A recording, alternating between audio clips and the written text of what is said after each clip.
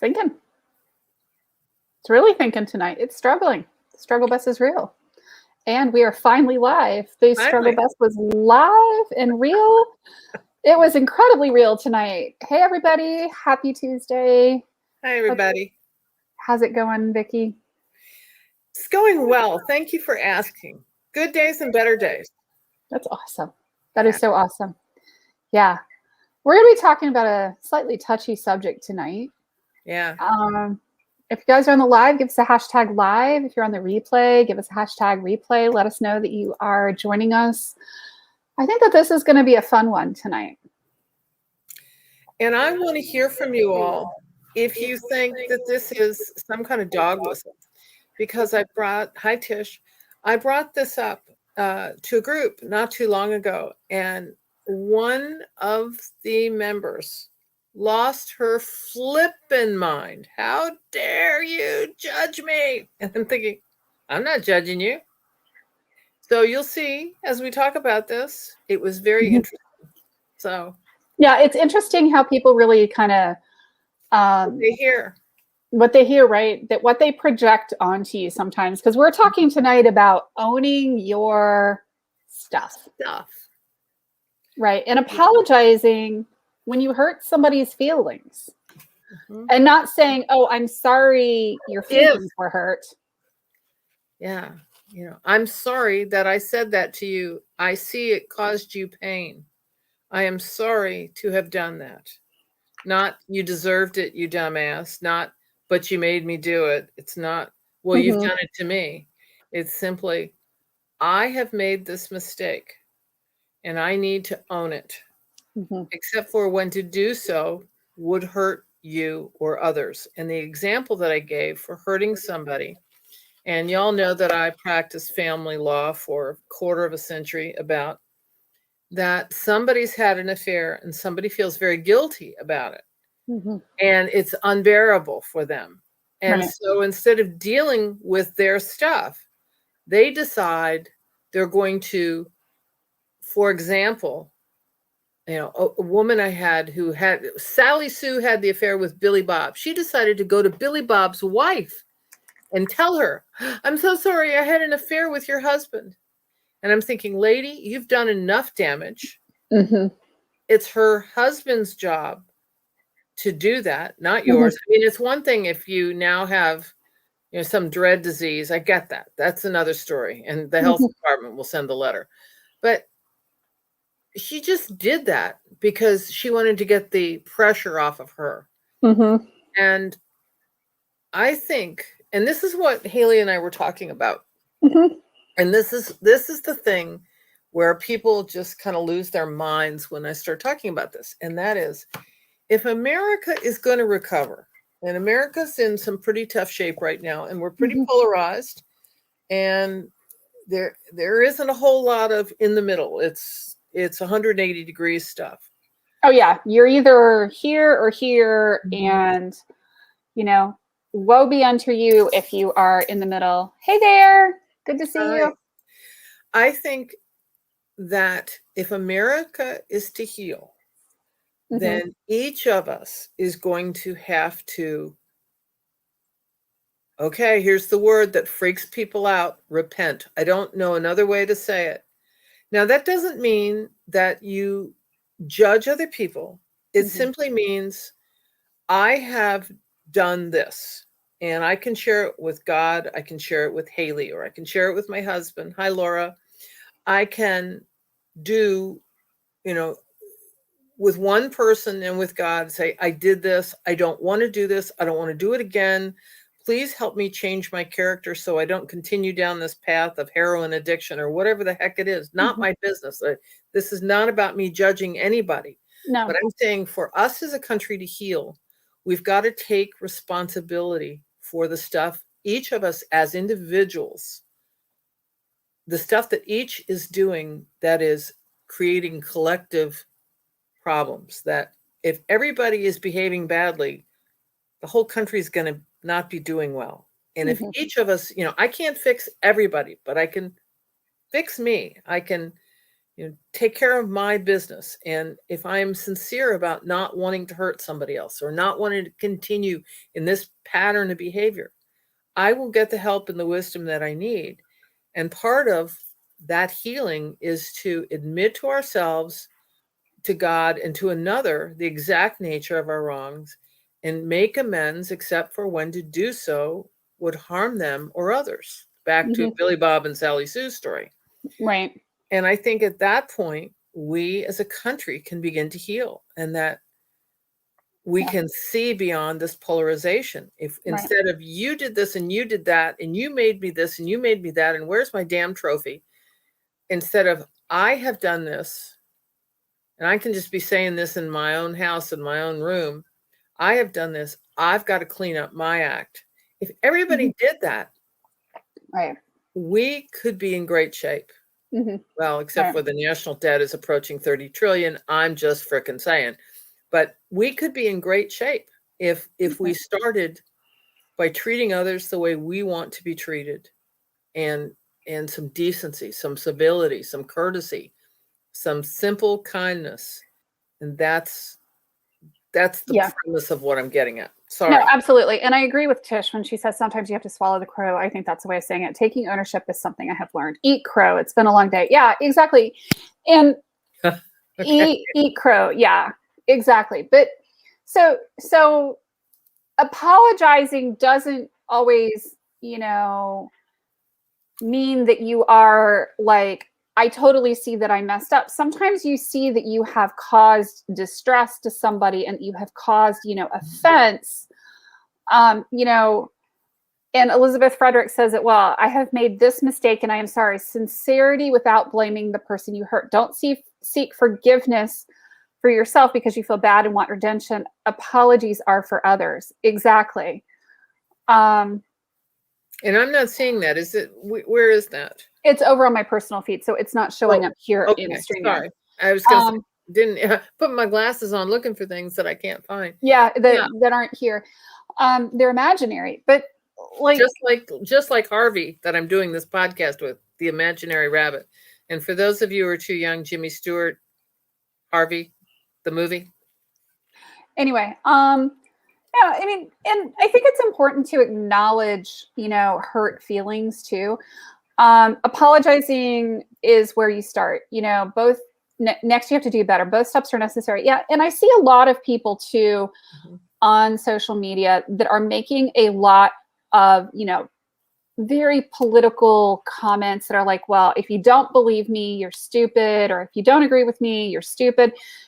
And then they get upset, or they're like, well, why did you get upset? You should just scroll on past the comments, So yeah, if you don't like my channel, turn the channel. And yes, that's true, that's some of it. But is there a reason to say, I never liked you, you're ugly and you're stupid? And I mean, what is with that kind of behavior? How does that make the world a better place?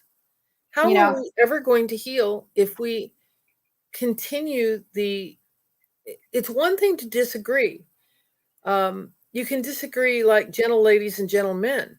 It doesn't have to end with, and you're an asshole. It's, I'm sorry, I disagree. As I see it, it's ABCD. I hear you say, LMNO. I see ABCD. We'll have to agree to disagree. And, and how's your mother?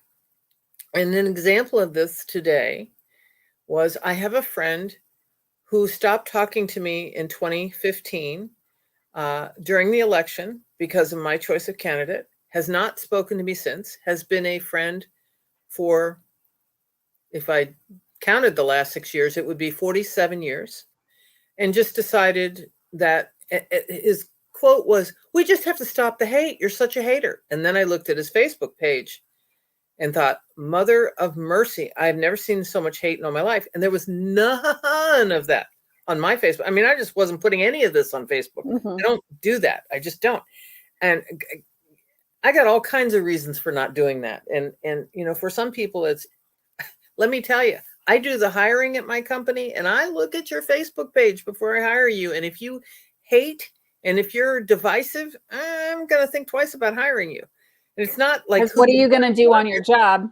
Yeah, it's how you get along and how you approach other people and how you treat people, because we're a small company and we got to treat each other well. And I think about this and I think, you Mhm. know, so he said all that and then he stopped talking to me. But here's the point.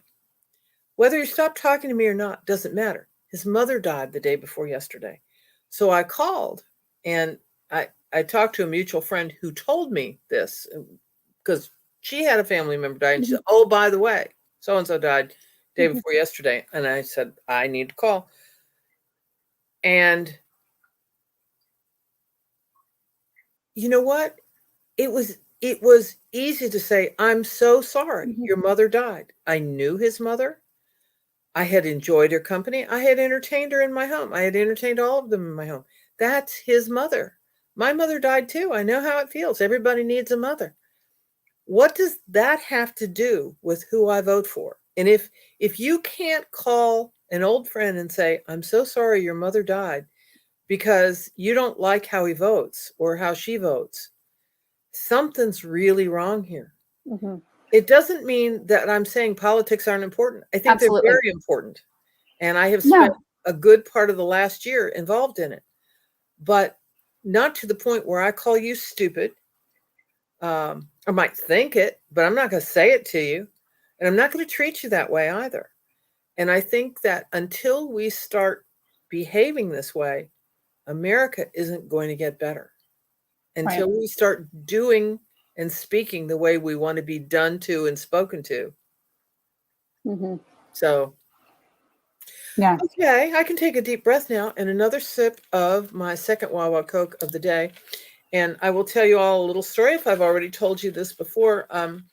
This is my Wawa Coke. It is 560 calories and it is my second one of the day. And when I saw my doctor for my annual physical, I said, "Yeah, I drank my calories." And he said, "Do you need some help with that?" And I said, "Well, I don't know." And he said, "Well, we can send you up to, you know." And I said, "Well, why would I want to go there?" And then I realized he was talking about the drunk hospital. And I said, "No, no, not drinking those calories. I'm drinking Wawa Cokes." And then we had a good laugh. So, I probably should be drinking martinis. It's less calories. Mhm. Yeah, vodka is like Done. vodka's great if you're on a ketosis diet, low carb. Low carbs. Gosh, and it's made from potatoes, little scotch, little vodka. There you go. Mm, Hi, sounds Beth. perfect, right? Hey Beth, good to see you. Yeah, Wow. but there's something to be said for like genuinely, you know, when you can see, especially that you've hurt somebody's feeling, apologize for it. And I do that. And I don't I mean do. to, but sometimes the filter just isn't there. And hi. And I think about this and I think I had said something to a friend of mine that was just not kind. And my friend is kind of naive and kind of in la la land and kind of well taken care of and has not had to go out and battle her way through life. And I said at the dinner table, "Are you freaking kidding me? You don't get this?" Which was pretty much the same as saying, "Are you that damn dumb?" Mhm. And it came off like, "Are you that damn dumb?" And everybody kind of went, and it made me sick. I couldn't sleep. At 3 o'clock in the morning, I went to the guest room and knocked on her door. I mean, if she had punched me in the nose, I would have understood. I wouldn't have liked it, but I would have understood. You just can't do that. And we all do it. We all do it. Mhm. But if we don't think about changing our ways, I don't know how America's going to heal. And Right. America needs to heal. And it's important in every relationship. Laura's asking the question: is swallow the crow the same meaning as bite the bullet? No, not exactly. Mm-mm. Eat crow is like when you are, um, you Admitting know, you screwed up. admitting you screwed up, owning it, Problem. Yeah. groveling. And I think it's important to do that. Whenever you do mess up in business, I mean, I've seen a lot of businesses who end up in a world of hurt. I mean, I know that there's like a lot of issues, like, with doctors being told never to apologize, never to do this, never to do that. But there's a Oh, lot let of me tell you, psychological stuff behind that. as an attorney, I have heard person after person say to me, if he had just apologized to me, I could have understood, but he avoided me. And I have a friend right now who is in the process of some medical stuff and had errors done. And man, the friends just flew the coop instead of being there. They just flew the coop. I bite the bullet. I'm trying to think of. Biting the bullet is doing something that you don't want to do. Yeah, I was thinking there's another phrase like it, and I had it and now I lost it, but I'll come back to it, Laura. I'll come back to it. But feel the fear and do it anyway is kind of bite the bullet, you know. You got to dive right in. Yeah. Yeah. Learning to apologize genuinely when you are in the wrong is humbling and is also good for building relationships, reinforcing relationships, and opening up honest, polite conversation between parties. Very well said. That's absolutely right. And how on earth is anyone going to go forward if there's that big old elephant in the living room of the time that you said, are you that damn dumb, or some version of it? That doesn't go away until you apologize, until you own it, until you put that this was about you. It isn't that, well, you pissed me off. No, it's I did not have enough self-control to behave appropriately and said and did hurtful things. Therefore, I must apologize, and I am very sorry for hurting you, that my behavior hurt you. And it isn't, it's not up to them to say, oh, it's okay. Maybe it's never going to be okay, but you did your part. And that's the best you can do. And I think for us to move on as a country, we are going to have to start seeing all kinds of people as human beings with feelings and neighbors and opinions. Could be different from ours. And I think there's a whole lot more similarities than there are differences, and we better start looking in that direction. I think so. Yeah. And Elizabeth says cases become more about principles over reparations. Absolutely. Principles above personalities, maybe. Yeah. People follow a lawsuit a lot of times because they're trying to enforce the principle of the point. They're trying to enforce or force a point. It's one of those things where I think that a lot of times you could avoid getting into, a lot of interactions with people just by apologizing and owning your stuff as you go. I agree, Haley. I just think that's it. And do you remember that when they were in school disagreements, kids get mad on the playground, they slug each other, and they do stuff like that. Instead of expelling them, which teaches nothing, teaches nothing. Why not have them sit down together and explain what's wrong and apologize? Right. But people so that it doesn't keep going. Have a hard time with apologies. And what's interesting is that we force our kids to apologize for all kinds of stuff. Say you're sorry, blah blah blah. And you get to this point with kids where you're really forcing the apology thing and the say you're sorry, and they're like, fine, sorry. But but you get this like with adults where they will never apologize for anything because they're always right. I had a colleague who said, I never apologize. It's a sign of weakness. And I just thought, you're a jackass. Now, okay, everybody, I didn't say it because that would be mean. And I'm not but I'm sure you thought it loud and clear. I did think it. Did it like come across your face with the... Yeah. Well, poker face. Yeah. Did that. Right. But I think, gosh, you're missing out on the closeness of a relationship if you can't apologize. I think about, I would give advice to people. like I said, family law. So one of the partners has had an affair. And so often the wife would be sitting in my office. Usually the husbands would leave if women had affairs. But 9 out of 10 men left, 9 out of 10 women stayed. It was those were the dynamics pretty much. And I would say to them, look, this guy, if he's had an affair, and a guy or girl, I don't care, whoever you are who's had an affair, if he is not, let's say that this has become public, if he is not saying he's sorry, not you asking for the apology, but if he's not coming to you saying, I'm sorry, what I did was wrong and it was hurtful and it messed up our relationship, that's number one. But number two, if you're not hearing, I will do anything to make this right, you tell me what you need so that we can go forward. If you're not hearing that, you've got nothing. And that's about owning your stuff. And I think about this, how very rarely that ever happened, that somebody was willing to humble themselves after making such an egregious error. And I think, is the relationship just so cheap that you don't care? I mean, is it just so, marriage or whatever, did it mean so little to you that you can't say to your spouse, I screwed up, I caused you great pain, now I will do whatever it takes to fix this?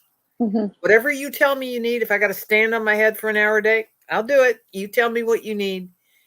And, if I can't do that, then I need to go. But I don't stick around and torture you and remind you of the humiliation and the pain and the betrayal and all that. No, that's just selfish. And let's see, taking ownership is a sign of maturity, just like knowing when you need to ask for help. That's Tish. Yeah, I agree with you. And I think that maybe we don't have as many grown-ups in the world as we used to. If we're giving everybody a trophy and people don't have to earn things anymore, and I don't even know that that's so much it. I mean, I think that there's just, then why is there such a paucity of grown-ups? Yeah, why is there such a paucity of grown-ups? I think it's both a maturity thing but that's saying the same thing. It is. And I mean, I don't know that it's the trophy mentality. I think it's the, parents and, adults not learning to apologize and own their stuff, at whatever phase of life they're in. Or they may have had to apologize when they were kids and they're like, oh, I'm never doing that again. I'm never apologizing to anybody for anything again. My parents would have killed me if I had taken that attitude. Well, mine would have too. Yeah. And maybe parents are, he's got to do whatever. We're the famous, he's got to follow his truth. Sorry, no such thing as his truth. It is or it ain't. The rest of it's opinion. Yeah. Laura's talking about the difference in tone of experiences between I'm sorry and I apologize for. I think if you're in a relationship with somebody and they're apologizing, if it's a gun to their head or if it's sincere. I think And action, after that, it's all action. You say those words, but it's what you're going to do to fix it. What it is from that point out, because after that, talk is cheap. It's absolutely what are you going to do to make this right. Yeah. And I don't need to ask. And the apology just because I have a gun to your head is not really an apology.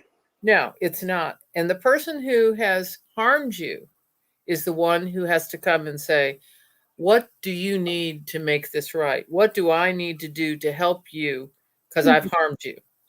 As opposed to me begging for you to be nice. Yeah, exactly. That. So. Yeah, totally. So, yeah. Okay. Now, there's something in here. What's DBT, Laura? It's dialectical behavioral training. It's a psychiatric thing. Ah, okay. I've not heard of that. So the apology does not grant one permission to repeat the action, period. And that's a very good point, because the implication of if I'm apologizing, I have understood that this can't be done again. This is harmful, and the intention is to never do this again. It's not like, oh, I'll say, I'll go and I'll make my confession and I'll do a little bit of penance and then I'm out of the penalty box till next time. No, it's you do this right and you change your behavior. You get the words out, but then it's all behavior from that point forward. Yeah, that's a new one on me. Sorry, I didn't know that one. So, well, cool. So there's definitely, and I see it in business too. People will, have,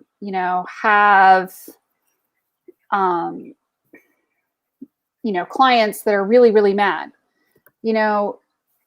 It's important to respond to them and to, apologize, take ownership.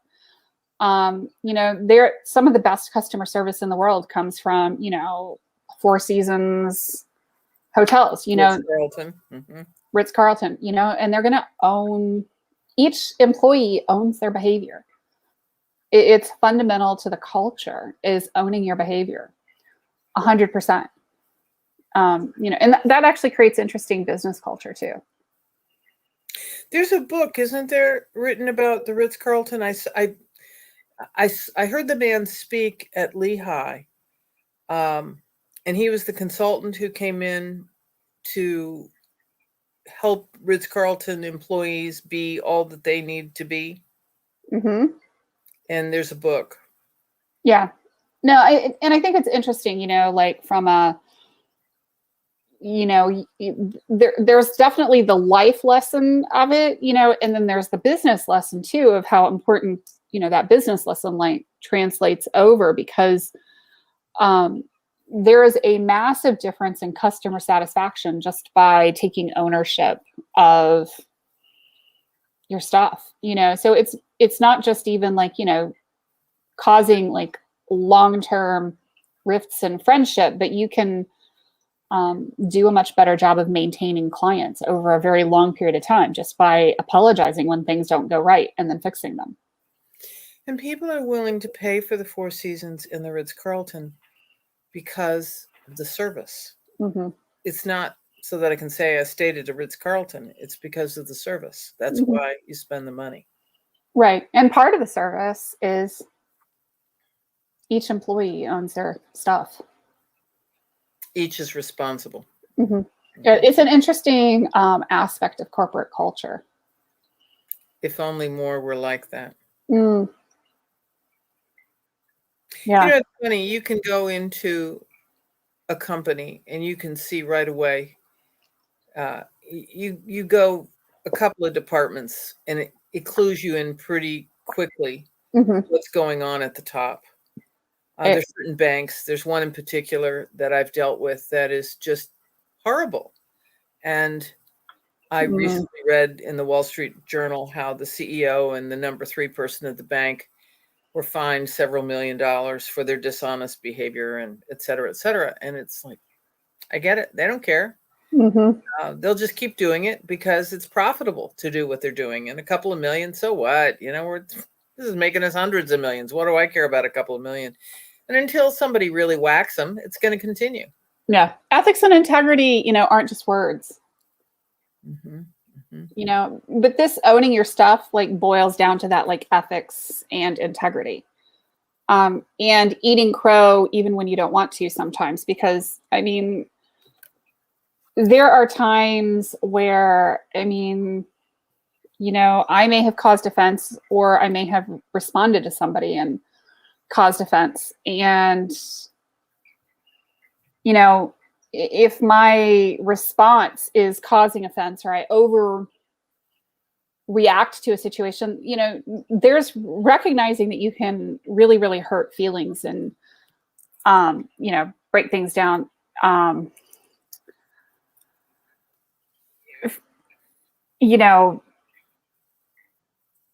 The offense, the really hurt feelings can happen along any part of the communication pattern. It's not just like, oh, well, here's the initial offense, boom, we're done.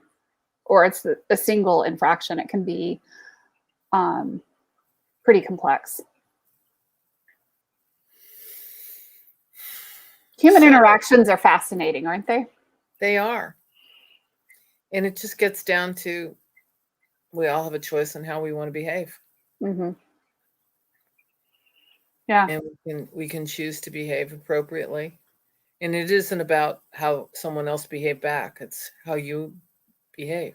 It's not up to, not about anybody else, but how you behave. Absolutely. And feelings are important. I mean, people have a lot of feelings. People react with a lot of feelings in business. Even though we talk about how people should remain professional or whatnot. But feelings are such a big piece of it. Yeah, Life. You think about love, though. Love being described as patient. Love is kind. It's all action stuff. It's not feeling stuff. It's if you're sorry, you're going to have actions that are different.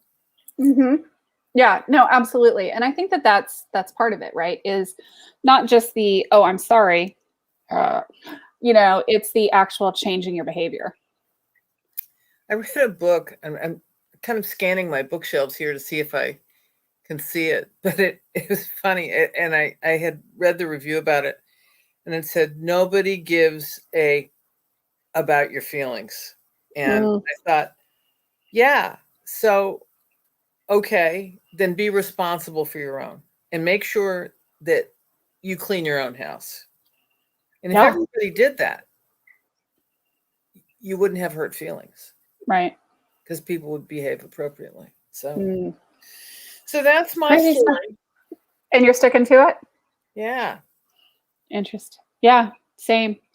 If everybody would just own their stuff a little bit more and think before they opened their mouth and shoved their entire leg down. I mean, I see just so many instances of this lately where people are like, what, do you not, are you offended by a little bit of debate?